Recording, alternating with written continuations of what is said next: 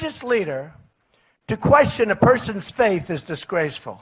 I'm proud to be a Christian, and as president, I will not allow Christianity to be consistently attacked and weakened, unlike what is happening now with our current president. No leader, very important, and this has just been given out to the press 2 seconds ago, no leader, especially a religious leader, should have the right to question another man's religion or faith.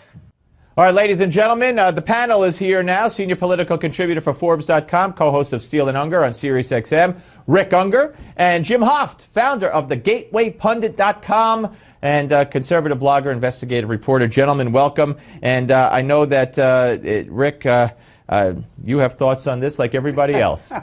Actually, there are so many things that are interesting about this. For one, how often do you get to see Donald Trump reading something as opposed to just talking from wherever he talks from? Practically never, yeah. Practically never. I thought that was interesting. I think he knew he was punching up on this one.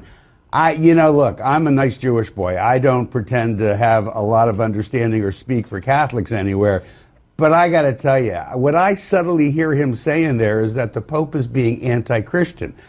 I wouldn't do that. I wouldn't say that. I know people argue about whether the Pope should be in politics or not. I understand where the Pope was coming from. I would not have done what Trump did. I don't think it was a good idea. Jim, you have this story at the top of the GatewayPundit.com, and I don't think that Trump did anything wrong. I think the Pope should be more worried about, I think Donald Trump talks more about Christians having their heads cut off and how outraged he is than I've heard the Pope talk about it.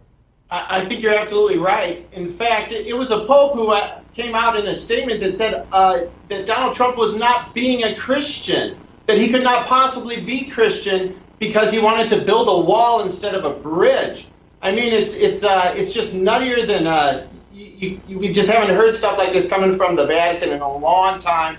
Donald Trump scored a big hit today with his measured response when he could have really unloaded on this Pope, but I think it's going to help him tremendously. Americans do not like foreign officials, and he is the head of a foreign state. Let me remind you. And you're Catholic, Jim. You're Catholic. I am. All right, just want to make that clear. Go ahead. Yeah, and for the head of a foreign state to interfere in our politics is really awful. Go ahead, Rick. Not be happening. I think you got to be a little careful. I take your point, Jim. I do. But, as much as I know about the Bible, and you probably know more, you can understand where the Pope's coming from when he talks about building bridges between people as opposed to walls. You don't have to He's got a wall around the Vatican. That's actually true. He does. That's actually true. I mean, I respect the heck out of the papacy and the position of Pope, and I even had wonderful things to say about this Pope who wowed us all at the beginning. But I just think he's really getting. I've never seen a Pope get this political, weighing in on a candidate running for president of the United States. Well, he wasn't that specific. We should be a little bit careful. Right, he didn't mention actually his name, call out Trump. and he did say if he said it, but right. Trump did say it. All right, let's talk about Obama not going to Scalia's funeral, Rick. Depends on why. I have not heard the reason why. I will tell you this, and Steve, I think you recall this. When he played golf on that Saturday after saying what he said about that poor journalist that we lost who died,